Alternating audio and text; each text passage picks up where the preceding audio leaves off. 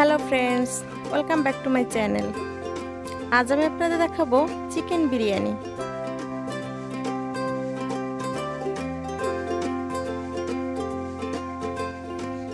Chicken biryani রান্না করার জন্য আমি এখানে প্রথমে চিকেন নিয়েছি। আমি দুটো চিকেন নিয়েছি এবং চিকেনগুলো আমি মাঝারি সাইজের করে কেটে নিয়েছি। এখন এটাকে আমি সব মশলা দিয়ে ম্যারিনেট করব।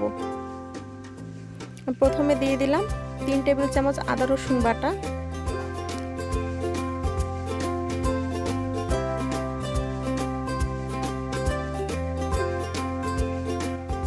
এখন আমি এতে দিয়ে দেব 1 টেবিল চামচ শুকনো মরিচের গুঁড়ো, 1 টেবিল চামচ ধনে গুঁড়ো, পরিমাণ মতো লবণ ও হাফ টেবিল চামচ বিরিয়ানি মশলা।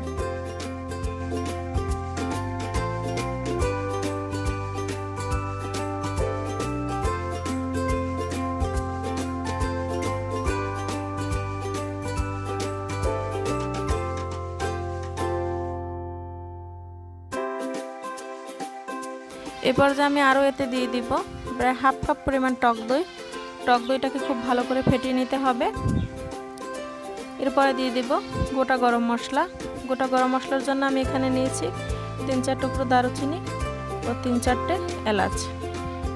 এখন এতে আরও দিয়ে দিলাম প্রায় 3 টেবিল চামচ ঘি এবং এই সব মশলাটাকে মাংসের সাথে খুব ভালো করে মাখিয়ে প্রায় 3 ঘন্টার জন্য মাংসটাকে ম্যারিনেশনের জন্য রেখে দিতে হবে।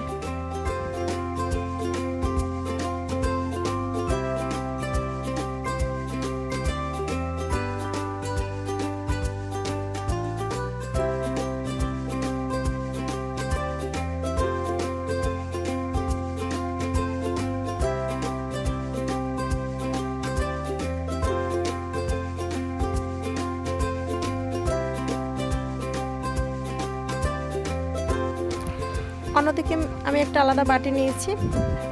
এখন এই বাটিতে প্রায় হাফ কাপ পরিমাণ আলু বোখরা, কাঠবাদাম ও কিশমিশ নিয়ে নিলাম এবং এতে আরও দিয়ে দেব প্রায় 1/4 কাপ পরিমাণ গুঁড়ো দুধ। আপনারা ইচ্ছে করলে এখানে হাফ কাপ পরিমাণ নিতে পারেন। এখন গুঁড়ো দুধটাকে এই ড্রাই ফ্রুটসের সাথে ভালো করে মিশিয়ে আলাদা করে রেখে দিব।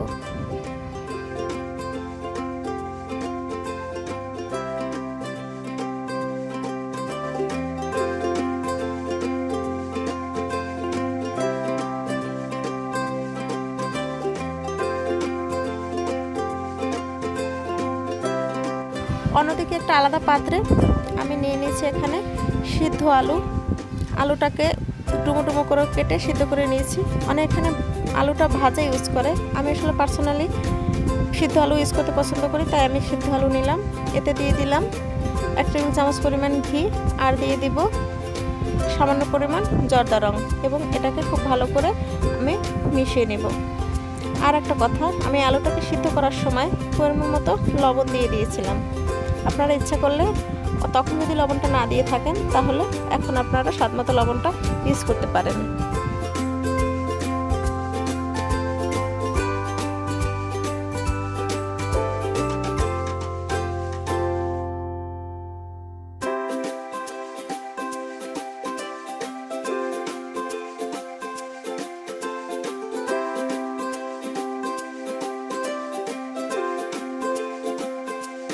আমি প্রায় মাংসটাকে 3 ঘন্টা রেখে দিয়েছিলাম। আমার মাংসটা ম্যারিনেট করা হয়ে গেছে। এখন এটাকে আমি চুলায় বসিয়ে দিয়েছি। এখন এতে আমি দিয়ে দিলাম 1 কাপ পরিমাণ পেঁয়াজ বেরেস্তা এবং দিয়ে দেব 1 চা চামচ দিয়ে দেব জিরার বাটা, কাঁচা জিরা বাটা নিয়েছি আমি এখানে, আর দিয়ে দিব জায়ফল ও জয়ত্রী বাটা। জায়ফল জয়ত্রী আমি এখানে খুবই অল্প পরিমাণে নিয়েছি। এখন আমি চিকেনটাকে চুলার আঁচটাকে মিডিয়াম রেখে 5 থেকে 7 মিনিটের মতন কষিয়ে নেব।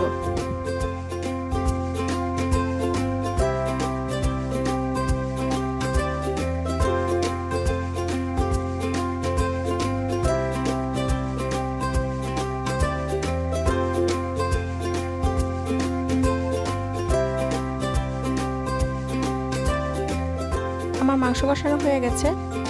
এখন এতে আমি দিয়ে দেব প্রায় 1 কাপ পরিমাণ দুধ।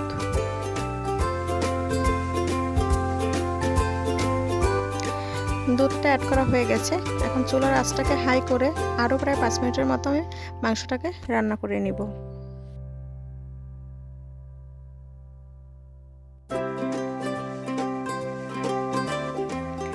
এখন আমার মাংসটা রান্না সম্পূর্ণ কমপ্লিট। এখন আমি যে পাত্রে বিরিয়ানিটাকে রান্না করব সেই পাত্রে আমি মাংসটাকে ঢেলে নিব।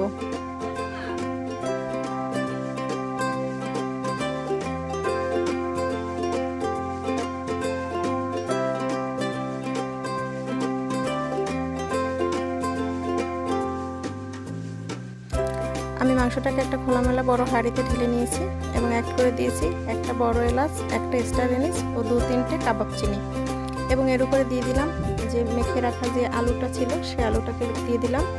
আর এখন এর উপরে দিয়ে দিব আমি ড্রাই ফ্রুটসগুলো যে গুঁড়ো দুধের সাথে মেশানো ছিল সেগুলো। স্তরে স্তরে আমি এটাকে সাজিয়ে নিলাম এবং দিয়ে দেবো এর উপরে আমি ব্রেস্তা।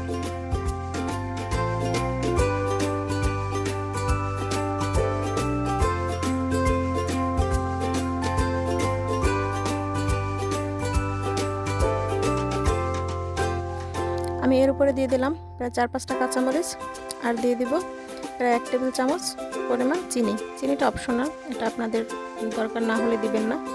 অন্যদিকে একটা আলাদা হাঁড়িতে আমি পানি ফুটিয়ে নিয়েছি এবং এর ভিতরে আমি দিয়ে দিচ্ছি চালগুলো।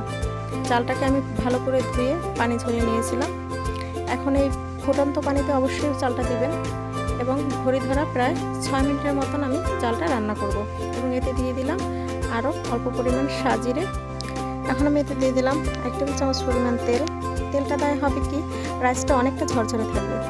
আমি যেহেতু ঘড়ি ধরা 6 মিনিট রান্না করার কথা বলছি, আমি অনেকবার ট্রাই করে দেখেছি যে ঘড়ি ধরা 6 মিনিট রাইসটাকে রান্না করলে রাইসটা অনেকটা ঝরঝরে থাকে। এখন আমি এতে দিয়ে দিব পরিমাণ মতো লবণ এবং 6 মিনিট হয়ে গেলে রাইসটাকে পানি ঝরিয়ে নিতে হবে।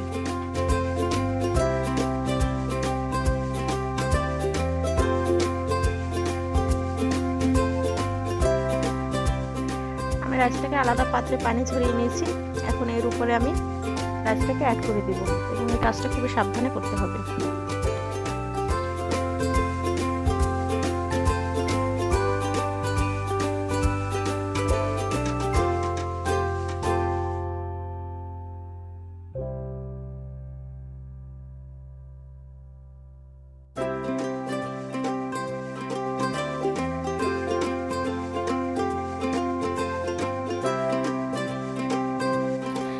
রাইসটা আমার পুরোপুরি অ্যাড করা হয়ে গেছে। এখন আমি এর উপরে অ্যাড করে দিব সামান্য পরিমাণে বেরেস্তা ও প্রায় 1 কাপ পরিমাণ দুধ।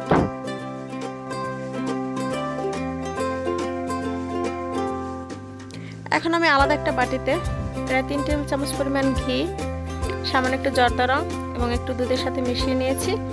এখন এটাকে আমি রাইসের উপরে আমি অ্যাড করে দিলাম এবং এর উপরে দিয়ে দিব আমি 1 চা চামচ পরিমাণ কেওড়া জল।